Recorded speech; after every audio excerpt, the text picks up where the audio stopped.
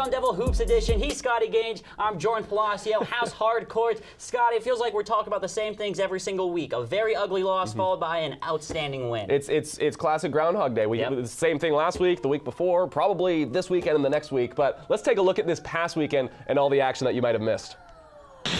Let's take a trip out to Colorado. ASU taking on the Buffs in Boulder. This is early on, and it was often all game long. McKinley Wright, Tyler Bay, not the last time you're going to hear about those guys, because right next possession, an alley-oop to Tyler Bay, chucking it down as ASU's defense looking a little out of whack. They're looking much more so later. This is McKinley Wright up the middle. It looks like a simple layup, but let's slow it down and look at it again. That's 1, 2, 3, 4, 5. 5 ASU defenders playing spectator and giving Wright an easy bucket, but you have to know, when you're watching Arizona State, you're going to see a Remy Martin acrobatic layup, and this is what we got right here. Remy going up for it, chucking it up in the air, and somehow gets it for the and one, keeping Arizona State in the game as it was close the entire way. But one of the most controversial calls of the season for the Sun Devils, this was called a goaltending on Zylan Cheatham.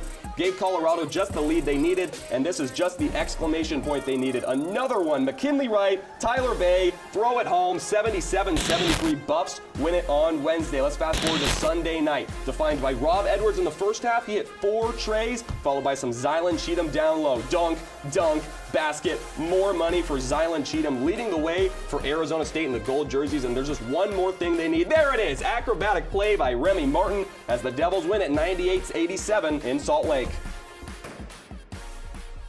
It's just about that time of year. We are approaching the middle of February and Selection Sunday is drawing nearer and nearer. And where the Sun Devils find themselves but right smack in the middle of the bubble. There are always at least 2 teams who get their ticket into the dance despite not deserving it, and another 2 teams who are left stood up and missed the tournament. The question is, which side of the spectrum will the Devils fall on? Sure, they beat Mississippi State, but they lost to Stanford. Sure, they beat the #1 Kansas, but then they lost to Princeton. And yeah, they also lost to Utah, but they beat Washington by double digits. There are 5 games left, and the Devils might need to win all 5 to guarantee making the tournament for the 2nd consecutive year. And if they don't, they're going to be left at the mercy of the selection committee, and the Devils' bubble might just burst. For more on this, let's bring in our analyst, Zach Keenan from the Terrace. Now, Zach, it was another typical week for the Sun Devils, splitting another series. Let's get the negatives out of the way first. What were some of the more ugly parts of that loss to Colorado? Thanks, Jordan, for having me on this week. It looks a little cozier in the studio than it does here on the Terrace. It's pretty cold and windy, but nonetheless, let's talk about ASU basketball. It's really hard to win a game of basketball without the basketball in your hands. Zylan Cheatham, the Pac-12 leading rebounder, came up short of his mean in a game where the Devils were out-rebounded 39-33 up against Colorado. At the same time, this momentum shift just killed the Devils. It was neck and neck for so long, then out of nowhere in the second half, Colorado Buffaloes went on a 29-16 scoring streak, and that momentum shift just murdered the Devils' shots in this one. That's right, Zach. Now let's hear the glass half full side. What were some of the goods in that win against Utah? Yeah, well, I just mentioned momentum, and that's exactly something the Devils had on their side in the win against the Utah Utes. I think that a bloodthirsty Zylan Cheatham burst out of the gate with 24 points and 10 rebounds, which was incredible. Rob Edwards had his career best, tallying 28 points, and again, that's a career best for his points per game. It was an overall team win, to be quite honest. Remy Martin showed up after a disappointing performance in Boulder, and the team shot with free throw efficiency that the Sun Devil faithful haven't seen this entire season. So I think if a team like the team that played against the Utah Utes, not one that played up against the Colorado Buffaloes, if they put together 4 quarters like they did up against Utah, I don't think there's a single team in the Pac-12 that can stop these guys. And that's really what this weekend boiled down to. Well, Zach, we thank you for your time. And like in all sports, the Pac-12 doesn't go a week without some sort of craziness. So we'll send it over to Julian Parras to summarize another week in the Pac. Another week of Pac-12 basketball is in the books, and we saw some great games this past week. I could continue to talk about my love for basketball, but for now, let's get into some key matchups that we saw over the course of last week on the Hardcourt. UCLA and Stanford had the highest scoring game last week, and by that I mean UCLA got blown out by Stanford, 104-80. Stanford basketball managed to score 100 points plus for the first time since 2012, with 5 players recording double digits in points. Next up on the list, we've got a duel against the Washington Schools. between Huskies and the Cougars. In a thrilling ending, the Huskies ended up on top in an ecstatic 72-70 win. It was a close game in certain aspects, both teams shooting around 40% from three, similar field goal percentage, but in the end, it was the Huskies sweeping the Cougs for the second year in a row. Let's end this segment with the Bruins giving a little love to the Cal Golden Bears on Valentine's Day with a nice little overtime win. UCLA ended the night with an 11-3 run in overtime to put the nail in the coffin, but all in the name of love, of course, since it was on Valentine's Day. That's all we've got for this segment, but until next week, my name is Julian Paras, and this has been Around the Pac-12.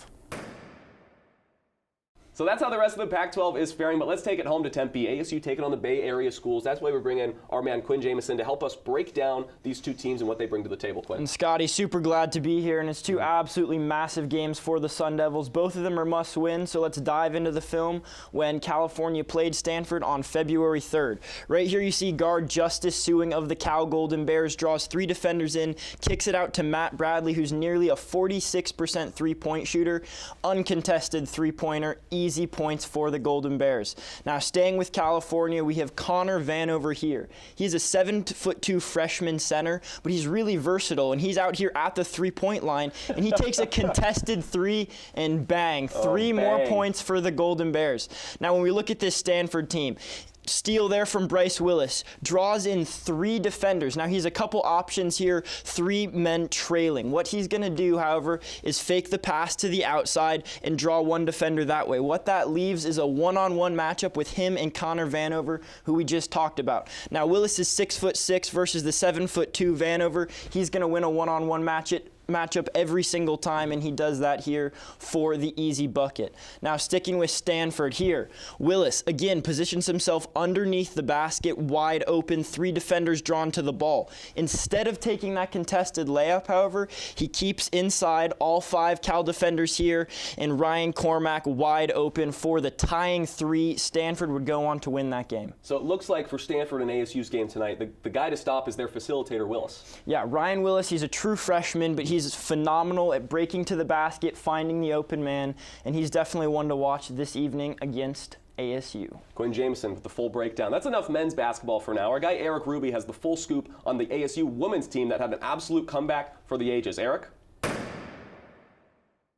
Unless you've been living under a rock, the Arizona State women's basketball team just pulled off one of the more miraculous comebacks in the Charlie Turner-Thorne era. We bring in our analyst, Eric Ruby. Now, Eric, we all saw a 20-0 run to end the game. They were down by as many as 18 in the fourth quarter. What do you think sparked that incredible run?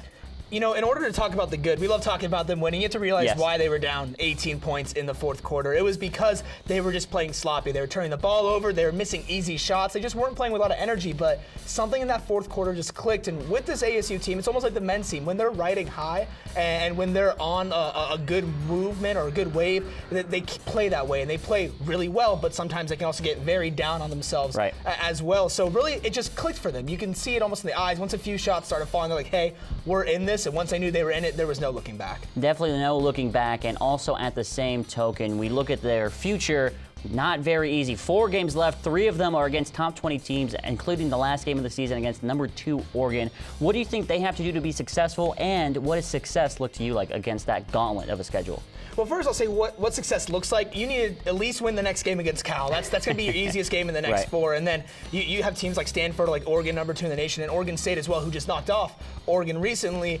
You need to win at least one of those games and stay close with the other 2. If not, pull off 2 wins off that, because this is really where you're going to be tested. Before you go into the Pac-12 tournament, before you get into March Madness, all of that in the bracket, you need to end on a high note. And if you lose 3 straight games to end the season, that's not ending on a high note. But in order to win those games, they need to kind of bottle that energy they had in that fourth quarter run, and they need to get behind each other. You saw when they were winning and when shots were falling, everybody on the bench was getting up, getting very excited, especially on that Ekmark last three-pointer where she got fouled in order to go to the free throw line to possibly win the game, which they ended up doing. Spoiler alert. You saw everybody around them getting very excited, and after every bucket they would huddle together, they would get a game plan going, and you just need to take that, bottle it up, and not just use it in the fourth quarter. quarter. You can't just be down 18 points and go on a 20-0 run. You need to be up going into the fourth quarter. You need to be playing like that the whole game. So as long as they play like that, as long as they can take that sustained success they had in the fourth quarter against Utah and stretch it out over 4 quarters, then that would be what success looks like to me. And then, of course, you're going to need to knock off at least one of the 3 powerhouse teams that you're going to face at the end of the regular season. It's going to be, like I said, a gauntlet in those last 4 games. Eric Ruby, thank you for coming in. Now we're going to send it over to Scotty Gaines to talk about leadership over on the Sun Devils men's team. Scotty? Sunday marks Zylan Cheatham's final game in Tempe, and there's one thing I need to get straight before his time in the program ends. He needs to be remembered. Now, I'm not asking for you to throw him a parade, chant his name around the bank, or retire his jersey. I'm simply asking that you remember him. Not the player, but the person. The person that stepped in when 3 leaders on the team graduated last spring. The person who gave his maximum effort in each game, regardless of the outcome. The person who played a game in Palo Alto after attending his younger brother's funeral earlier that day in Phoenix. Remember the person. So much time today is spent focusing on the number of points or frequency of must-see plays for athletes that more often than not we forget about the human being. Don't let that be the case for Z. Remember the person. Cheatham has always been and will always be a flash to this program, and the fact that his farewell season doubles as his inaugural season. Don't remember the stats. Don't remember the wins. Heck, don't even remember the poster dunks. Remember the person. All of him. From A to Z. Let's dive into Pac-12 top plays. Up first, it's the Stanford and USC game. This is Bryce Wills in the clutch and one to take the lead. That would be the game winner. The Cardinal go on a 7-0 run to beat USC. ASU fans, look out for him, but everybody look out for Connor Vanover, 7 foot 3 inches tall, and apparently he can play volleyball on the basketball court. What a fantastic shot. Oh my gosh. It's almost a volleyball move right there from Vanover. As the shot clock expires, here's number 1. It's Robbie Ryan to tie the game against Utah. Arizona State down by 18 in this one, went on a 20-0 run to beat Utah. That is our number 1 play of the week. There you see it, the number 1 play of the week, Robbie Ryan's 3 to tie up the game. What a comeback, Scotty, a 20-0 run. I don't think I've ever seen anything quite like it. I have. Okay. The pink tie comeback. It didn't come Look out at to that. Valentine's Day, but it's coming It's back here the now. week after. Better late than never. Exactly. This is my Groundhog Day pink tie because Groundhog Day, the color is pink. Everybody knows about we it, right? saw that. And look how shiny this is, too. It's blinding almost. It hurts my eyes. It probably hurts your eyes. So for the sake of you, we're going to end the show right here. Scotty Gaines, Jordan Palacio, thanks so much for joining us in. For our executive producers, Noah Lau, Blaine McCormick, for the 2 of us, and everybody here at the House Hardcourt. We'll see you next week.